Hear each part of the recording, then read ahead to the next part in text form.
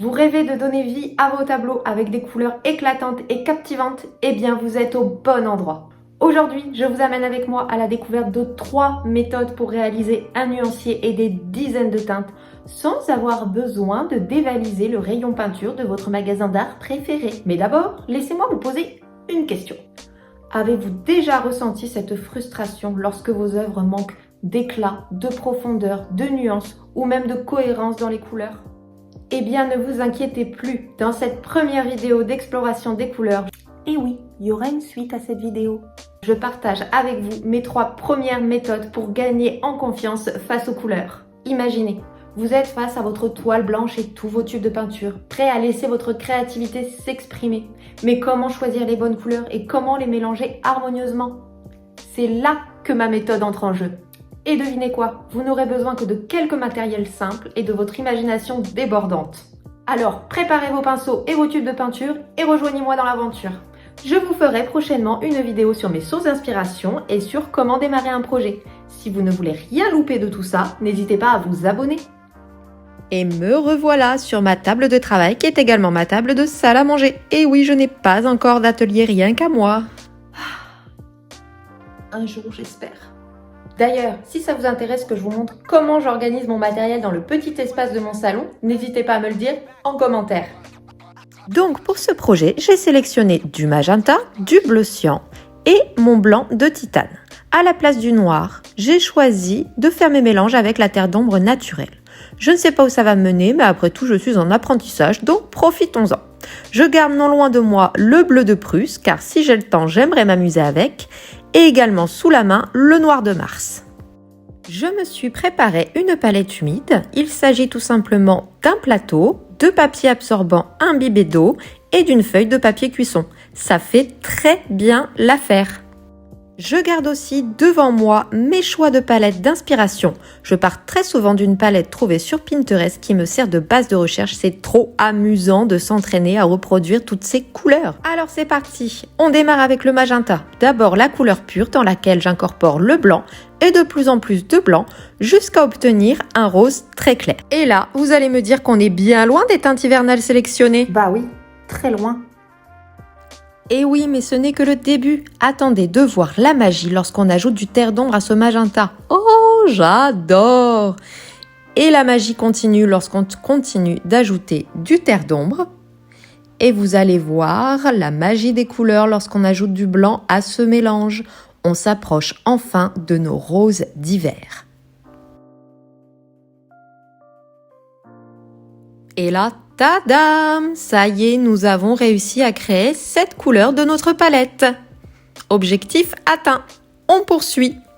À ce mélange, je décide d'ajouter tantôt plus de blanc, tantôt plus de terre d'ombre et de réitérer l'exercice jusqu'à obtenir toutes les teintes que je veux. Et toutes ces teintes se marient forcément ensemble puisqu'elles sont issues de la même base. C'est en travaillant les couleurs de cette façon que vous réussirez à créer des œuvres explosives, pleines de nuances, pleines de profondeur.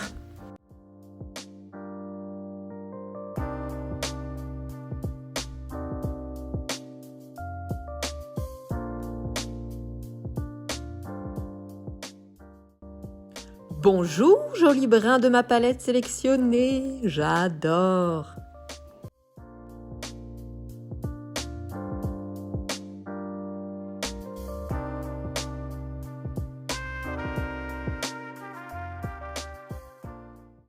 Je commence à avoir un bon nombre de teintes qui mêlent le magenta au terre d'ombre et en blanc. On va pouvoir s'amuser bientôt avec d'autres couleurs. Pour ma part, j'adore ces couleurs désaturées, mais allons-y avec le cyan. Waouh, là, ça pète. Mais j'aime beaucoup démarrer avec la couleur pure. À ce bleu, comme pour le magenta, j'ajoute du blanc, puis du terre d'ombre, ce qui nous donne, vous allez voir, un bleu qui tire vers le vert. Puisque le terre d'ombre est une couleur chaude, il doit avoir un peu de jaune. Je vais pouvoir poursuivre l'exercice lorsque ces 2 pages seront bien sèches. Nous allons maintenant voir ensemble la deuxième méthode pour explorer nos couleurs et réaliser un magnifique nuancier.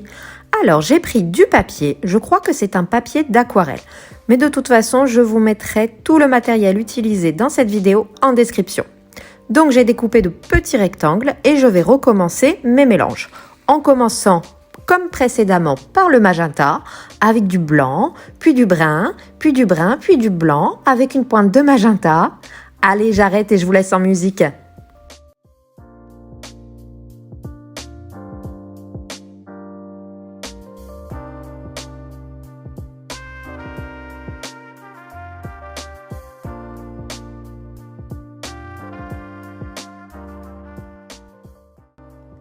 Là, je commence à ajouter mon cyan à mon mélange. Vous allez voir qu'on va obtenir de magnifiques teintes de violet et de mauve. C'est là où on s'était arrêté lors de l'exercice précédent.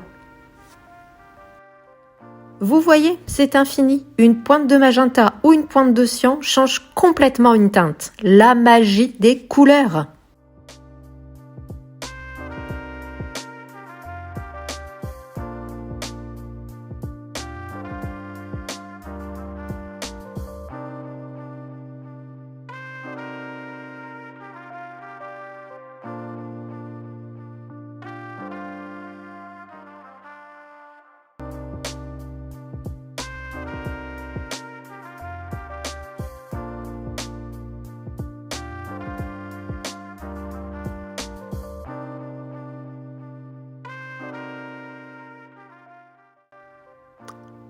Tadam! La magie opère, encore une couleur de trouver!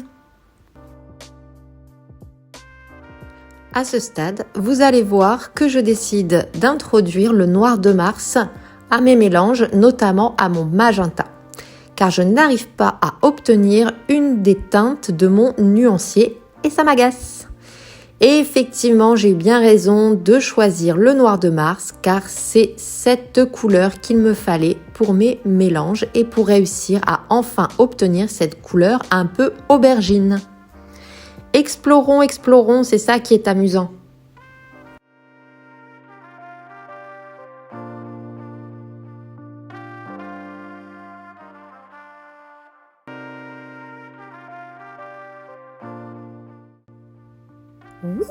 Ça y est, grâce au noir, j'ai enfin réussi à trouver mes teintes. Je suis contente!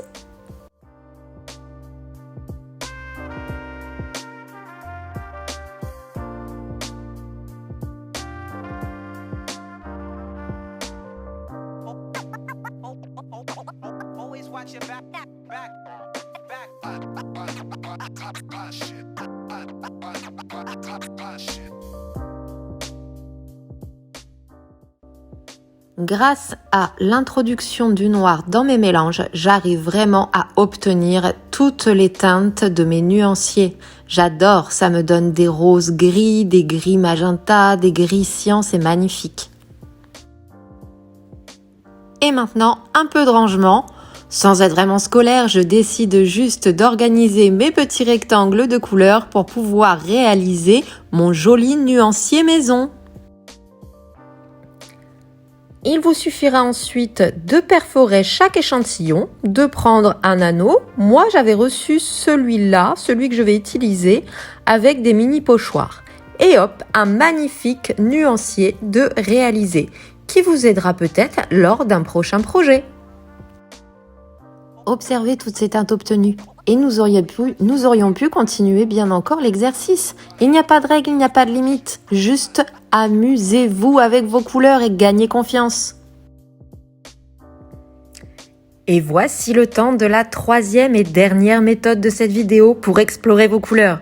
C'est ma préférée, je crois. Oh non, c'est pas vrai, je les aime toutes. Donc j'ai pris mon sketchbook, une palette d'inspiration et l'idée est de reproduire le plus fidèlement possible les couleurs. Sur une page, je colle les couleurs et sur l'autre, l'image correspondant. Mais vous faites bien comme vous voulez. Ici, je vais utiliser du bleu de Prusse et je vais mélanger mes couleurs au doigt car j'adore travailler comme ça. Donc pour commencer, je mélange mon bleu de Prusse avec du noir. Je me rapproche de la couleur, mais ce n'est pas encore ça. J'ajoute une pointe de magenta à ce mélange et là, tadam, la magie opère. Passons ensuite à la couleur du dessous. Je décide d'ajouter du blanc dans mon mélange bleu de Prusse, noir et pointe de magenta et j'arrive pratiquement immédiatement à obtenir la teinte voulue. Vous allez voir que la teinte suivante va être plus difficile pour moi à obtenir. Il s'agit de ce bordeaux, mauve, aubergine, enfin voilà, la couleur au-dessus du bleu. Je décide de partir d'un mélange de magenta, de brun, avec l'ajout d'une pointe de cyan, avec du blanc, avec du noir. Voilà, je cherche, je tâtonne. Je vais finalement réussir à obtenir une teinte qui se rapproche de ma palette. Je ne suis pas peu fière, mais ça m'aura pris un peu de temps.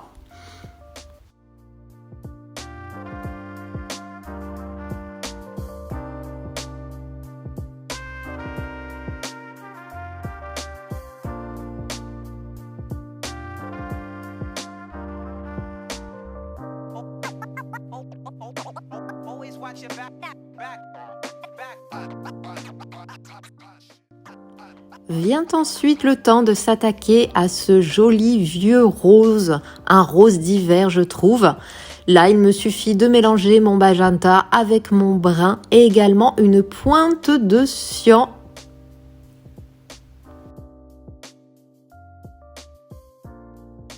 Je vais maintenant tenter de reproduire la dernière couleur qui pour moi est un gris. Donc je pars sur un mélange de noir et de blanc. Je trouve que le gris est un peu chaud, donc j'y ajoute une pointe de terre d'ombre naturelle. Je n'arrive pas à obtenir la même teinte que mon nuancier. Ça commence d'ailleurs à m'énerver un petit peu.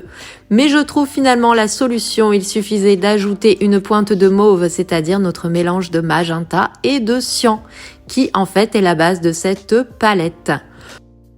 Je m'amuse ensuite à décliner les couleurs obtenues avec plusieurs nuances en y ajoutant tantôt plus de blanc, tantôt plus de noir, tantôt un peu de brun. Ce sont toutes ces teintes qui vous permettront d'obtenir de magnifiques couleurs captivantes et une profondeur dans vos projets.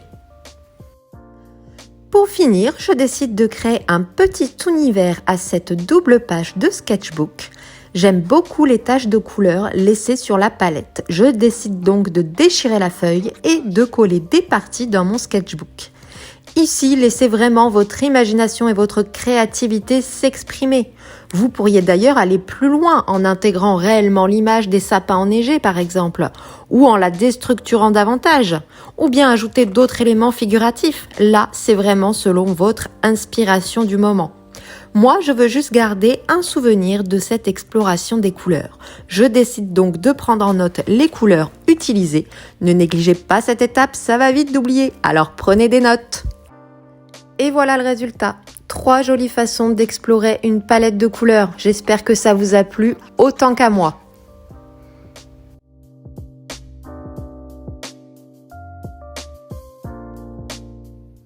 Et voilà, 3 méthodes pour s'amuser avec une palette de couleurs. Réitérez l'exercice, vous verrez, vous gagnerez en confiance devant une toile blanche. Amusez-vous, créez des dizaines de teintes avec d'autres couleurs. Pour ma part, je vais réitérer la 3e méthode avec ces 2 palettes. Il me tarde trop. À suivre, une vidéo sur la suite de l'exploration où je partagerai avec vous mes 3 autres méthodes pour me mettre en confiance face à la palette de couleurs sélectionnée. Au programme, gel presse, pochoir, crayon, feutre, pastel ou un feu d'artifice de couleurs. Si cette vidéo vous a plu, n'oubliez pas, un petit pouce en l'air. Quant à moi, je vous dis à la prochaine et d'ici là, n'oubliez pas de pratiquer l'art de créer.